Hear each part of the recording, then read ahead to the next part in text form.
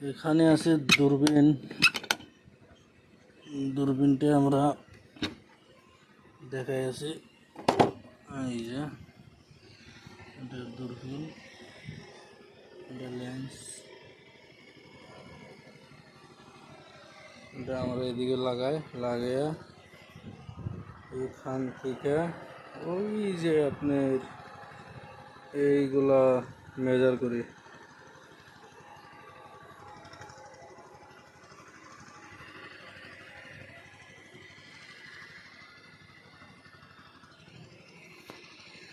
আমরা ইটা লাগাই, ইটা ধরি।